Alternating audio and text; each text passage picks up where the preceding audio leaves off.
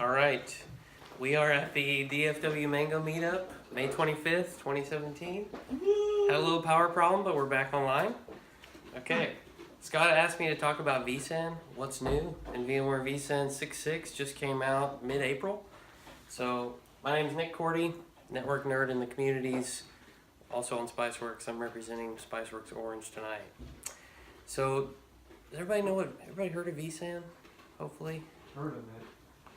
Now, when we say VSAN, just to clarify, VMware's VSAN runs in kernel in the hypervisor.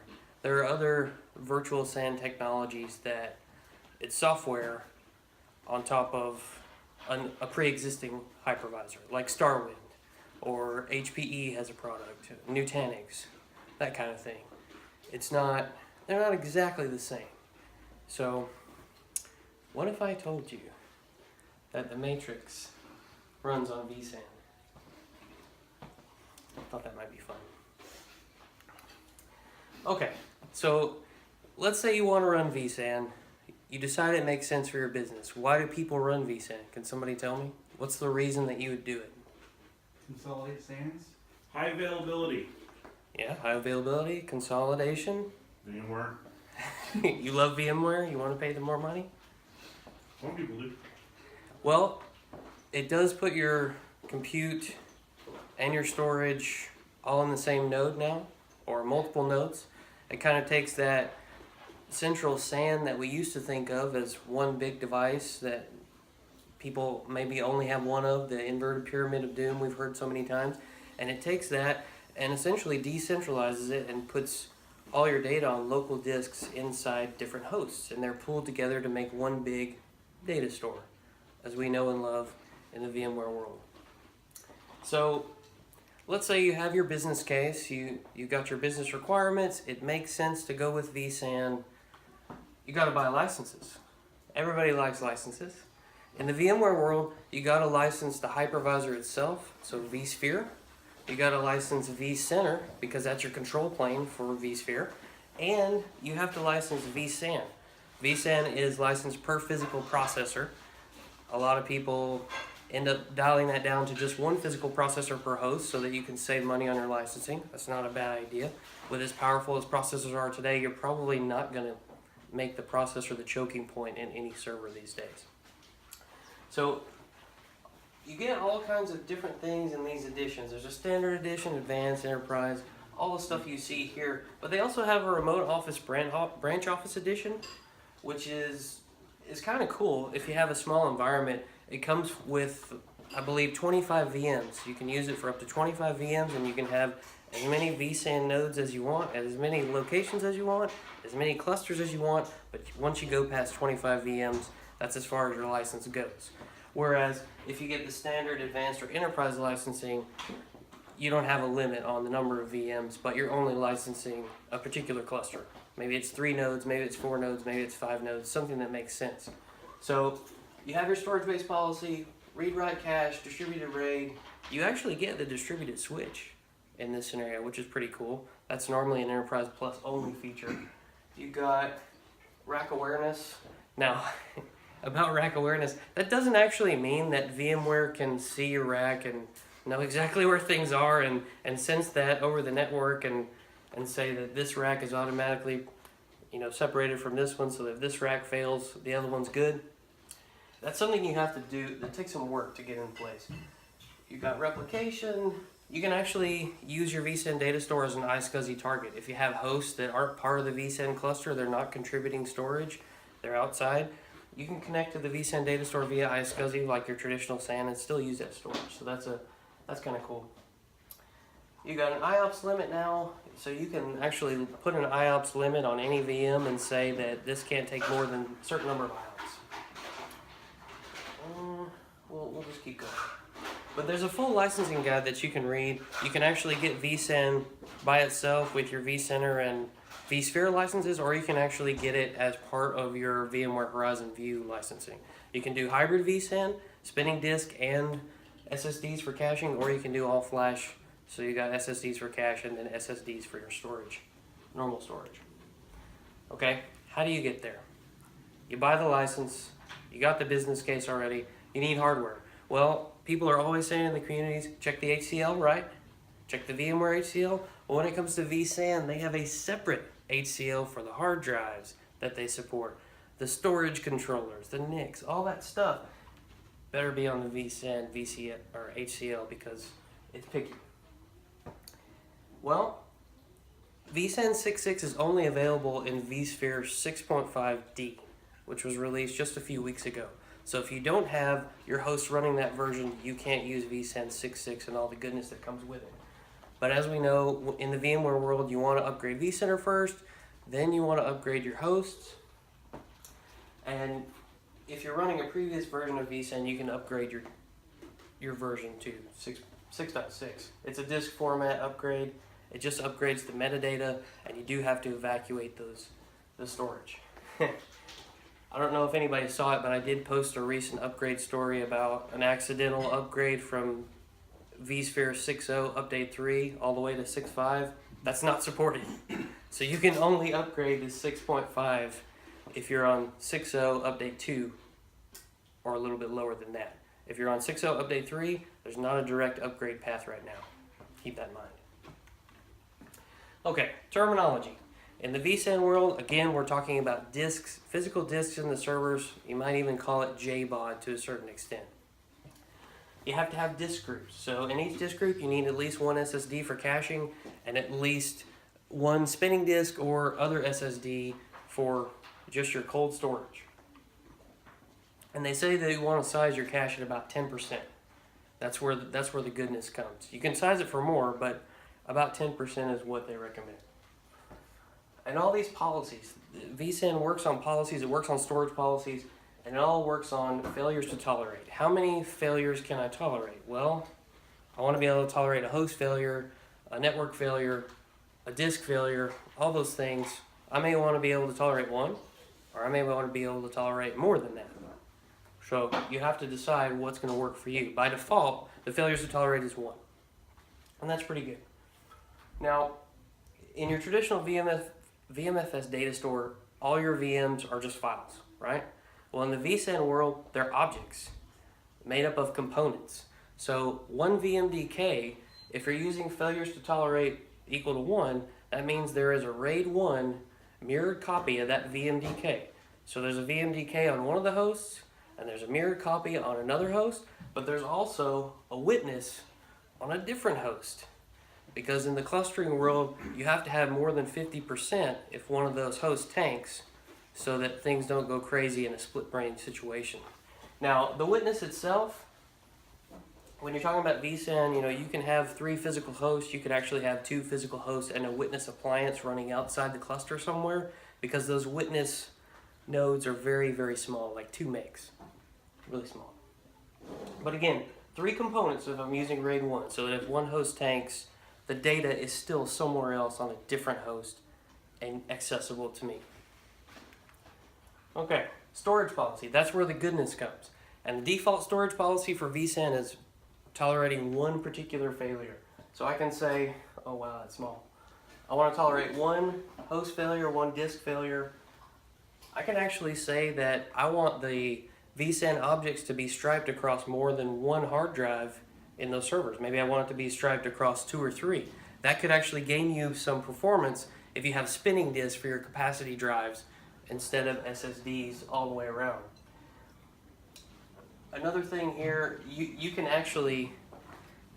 force everything to be thick provisions in a vSAN data store if you want, but there's no need to do that. vSAN is going to thin provision everything by default. That's in the default storage policy. And of course you can use flash read cache, but if you have vSAN, you size your cache right. You shouldn't need flash read cache. Okay. If you were around when vSAN 6.5 came out, it came out in November 2016. You can see the numbers here. It scales to 62 terabyte VMDK, 64 nodes, all that good stuff. Up to 7 million read-only 4K IOPS in a single 64 node cluster. So it's pretty big. They came out with the iSCSI target service, 2 node options, support for different types of hard drives, all that good stuff. So your requirements for vSAN, they say you need a minimum of 3 hosts. Now that could be 3 hosts that are actually contributing storage that have hard drives in them, or it could be 2 hosts contributing storage and then a virtual witness appliance outside that. That counts as a third host. You can use 1 gig Ethernet connections for your network connections if you're running a hybrid VSAN, so spinning and SSDs for cache, but they want you to use 10 gig if you're running all flash, just because there's more traffic going about. And 10 gig is just about standard these days on most new servers. If you're running VSAN with the spinner disk and solid state cache, then it's a 70-30 read-write. So you get a 30% write buffer of your cache disk, 70% read buffer. If it's all flash, then it's 100% write buffer, 100% read buffer. Very, very fast. Okay, keep going. You don't have to do RAID 1 as your storage policy, where you have 2 copies of the data. You can actually do RAID 5, but you have to have at least 4 nodes for that. So 3 copies and then a witness. Very similar for RAID 6. And if you're going to switch to RAID 5 or RAID 6, it actually doesn't cost you as much storage on the back end, right? If I'm using RAID 5, it's going to be 1.3 times my storage of my VMDK. It gets taken up. If I'm using RAID 1, I'm going to have to double that. So I'm going to thin provision, let's say 200 gigs if I have a 100 gig VMDK.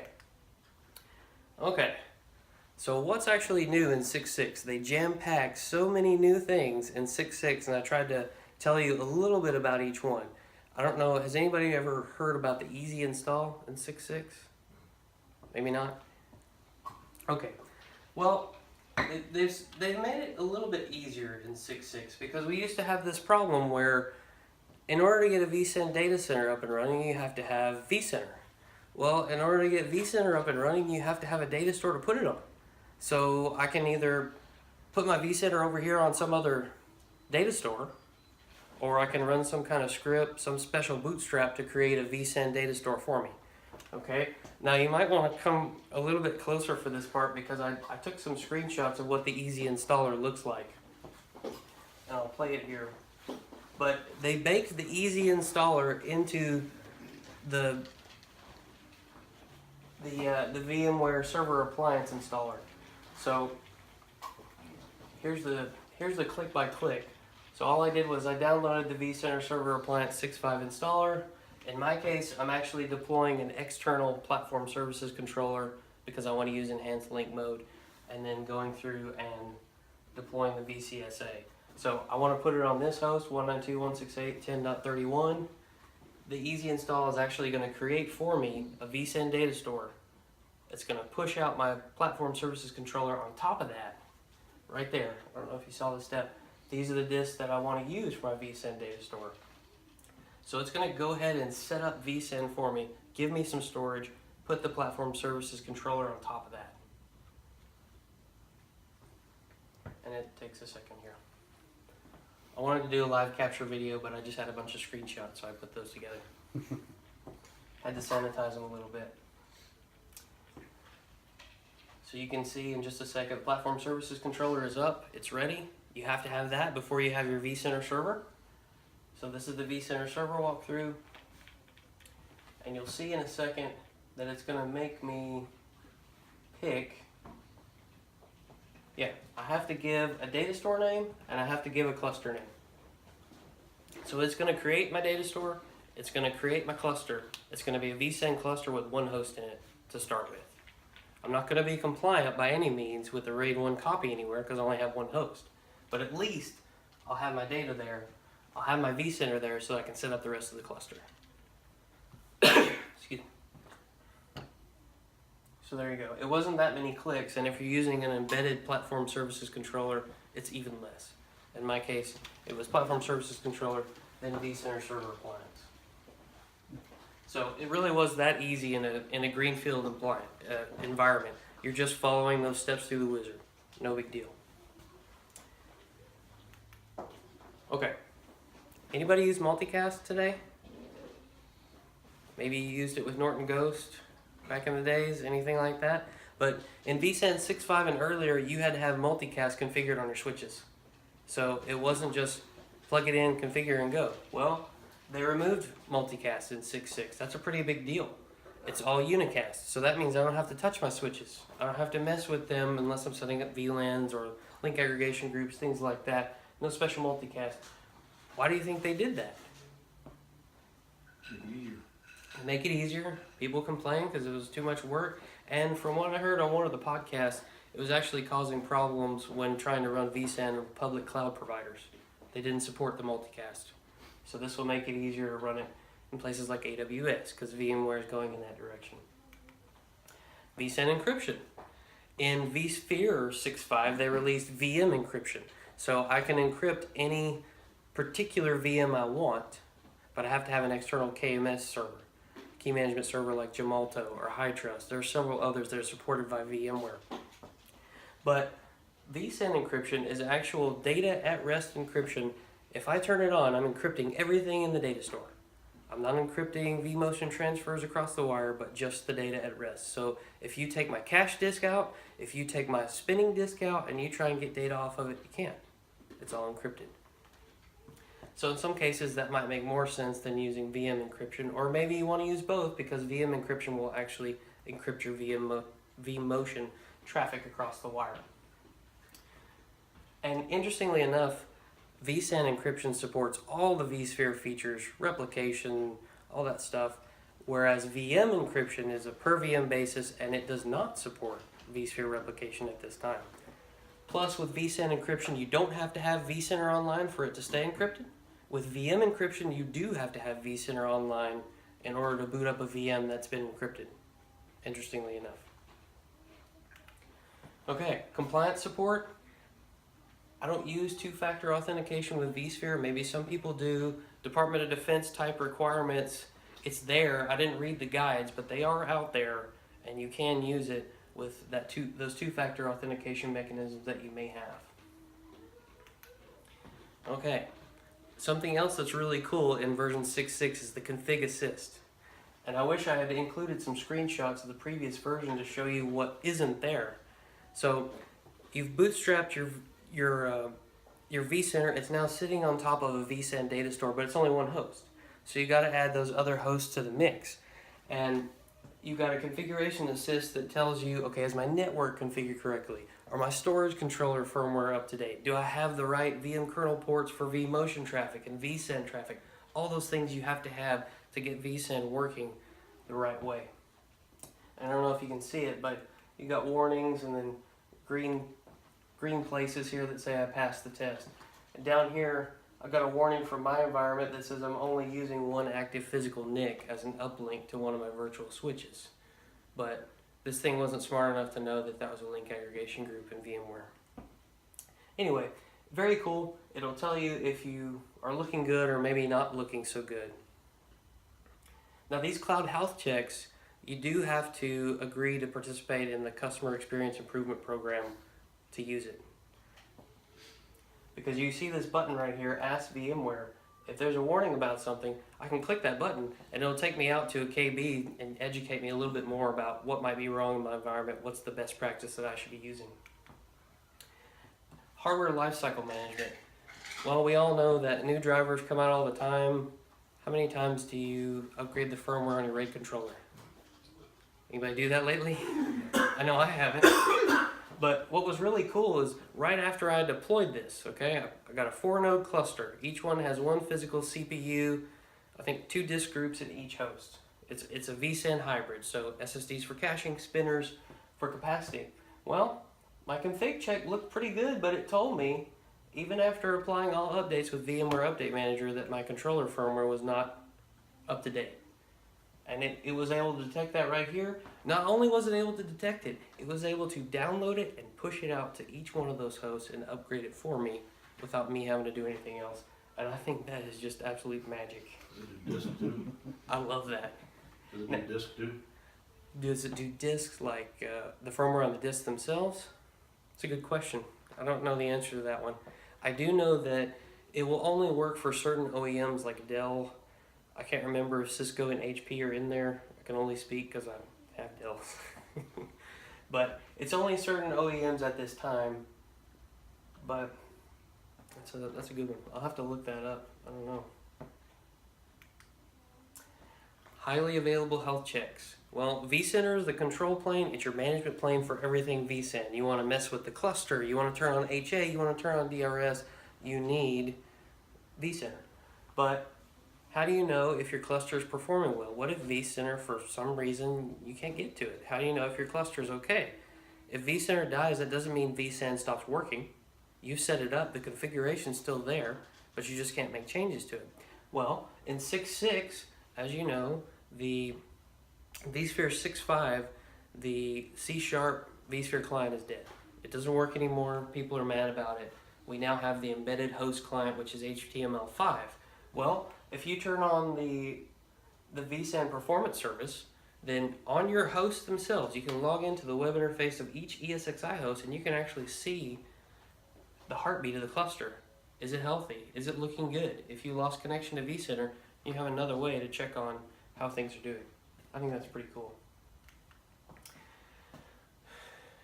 vRealize. There's a vRealize suite for VMware if you want to pay for it. It's more smart analytics. I have a problem. Here's some historical data that might make you want to change your configuration. Let me automate it for you. So they did make some improvements to that, but of course, costs more money. Host evacuation. So if I put a host into maintenance mode, I'm going to get a prompt and ask, do I want to move all the VMs off the host that's going to get rebooted? Or am I okay if I only have RAID 1 mirroring, that's one failure to tolerate, am I okay with having one copy of the data offline but still being able to access it? So if I reboot that one host, but the second one then reboots, I'm host. So you get to make the decision, which is really cool. Makes it smarter, gives you more checks so that you can't mess things up. Vendors like Scale will point at VMware vSAN and say, well, it's pretty complicated. The troubleshooting guide is longer. You know, our solution is a bit simpler, and that's not a lie. You know, it's the troubleshooting here is, it takes some work. It takes a little bit of learning, but they have made some great steps to make this easier. Okay, stretch cluster. Anybody know what a stretch cluster is? Well, if you have one cluster, it might be 3 hosts, 4 hosts, any number of hosts. Some people may want to stretch that across sites. If your latency is low, like 5 milliseconds, then you can do that pretty easily and make a stretch cluster so that it's all one big data store, but you got disks over at this site and disks over at this site, making up that one vSAN data store. So you can actually have storage redundancy at each site. So I may want to only be able to tolerate one host failure, but I may want to be able to tolerate one host failure at either site. So I would have a RAID 1 copy at each site, and then within that site, another copy. Again, I don't know, unless both of your clusters are in Dallas or you have some amazing low latency somewhere else, it'd be hard to do a stretch cluster. But people do it. And you can also use site affinity if you want to keep the VMs at a particular location in a stretch cluster. You can say, you know what, keep these in Dallas, don't copy them over to Chicago because we want the DCs to stay right there. But I still want to stretch the cluster out to have one big pool of storage. Degraded device handling, I'm not going to read all that, but basically if vSAN detects that something is failing, before it actually fails, it'll try to copy the data elsewhere for you. Make it a little bit easier on you so that you don't have to do a manual intervention to make that happen. Okay. Now here's a really bold statement. Supposedly, I haven't tested this because I didn't use vSAN before 6.6. They say that all-flash vSAN in version 6.6 is 50% faster than it was in 6.5. They didn't make a statement like that about the hybrid vSAN, but a lot of people are using the all-flash vSAN because it has deduping compression. So I might be able to get 7x dedupe on an all-flash vSAN, and it costs me a little bit more on the front end, but the longevity, I'm going to save it in the end because I have all that deduplication, and of course it will cost you a little bit of processor overhead, so just make sure and take care of that. If anybody uses the vSAN API or Power CLI commands, got enhancements there. Component rebuilds. So if a host goes down, vSAN's going to wait 60 minutes before it decides to copy the data somewhere else. just by default, so that it doesn't start sending traffic and saturating your network when it doesn't need to. And once, if you were to reboot a host because of an upgrade in firmware or something like that, once it comes back up, VSAN would decide, okay, if I've already started copying and rebuilding this data, would it be smarter for me to just go ahead and synchronize the changes or actually finish the data copy? So the path of least resistance, what's most efficient, what's going to use the least bandwidth and resources, they've really tried to make it a more intelligent product. Intelligent rebalance, same sort of thing. Maybe I don't have as much free space on one host in the cluster as others, and I need to distribute some of that to other places. And you can actually throttle the resync if you want. If you're in a heavy change environment, you can actually throttle the bandwidth used to synchronize the copies of data on your different hosts. One thing we didn't talk about was fault domains. So I can set by default, a fault domain is one host. So I can only have one copy of data in each fault domain to make sure that I'm compliant with my policy to protect me from those failures. I might say that these two servers are a fault domain and these two servers are a fault domain, so I can only have one copy on one of the two servers here and one on one of the two servers here. Well, how does vSAN place your VMDKs originally? It uses DRS. DRS, Distributed Resource Scheduler, figures out what hosts are not overloaded, what hosts have the spare capacity in their disk, where can I put this particular VM. Most of this stuff is on VMware Storage Hub. They've gone through a lot of trouble to update the documentation there. All kinds of things about sizing guides, what's new, planning guides, best practices, it's all there. The Virtual Blocks blog is good. They talk about vSAN stuff all the time. Duncan Epping is the CTO of that division. There's also the Virtually Speaking podcast if you follow John Nicholson. He's a technical marketing architect there. It's a really good one. And if you want to play with VSAN 6.6, I would say try Hands-On Labs, but it doesn't exist in Hands-On Labs yet. But if you're a VMware user group member, you can pay $200 and get licensed to every product VMware has for non-production use. So it's actually not a bad deal. A lot of people are using things like Intel NUCs for a home lab with vSAN. So a lot of stuff you could do. You could run it on nested ESXi if you wanted to in your existing environment. But anyway, I was really excited to get this VSAN 6.6 cluster up. It's working, it's humming along, and it's actually really fast, even though we're on hybrid. Any questions? You said they all have to be, you have to upgrade all the components to the same, to 6.6? Yes. So center and sphere would have to be Right. 6 as well. vCenter and vSphere, because you only get vSAN 6.6 in that version. And what's interesting is if you have a cluster and right now it's using multicast, once you upgrade all your hosts, it will automatically switch to using unicast. You don't have to do anything different Nice. after that upgrade takes place. Anybody else? All right. Thank you.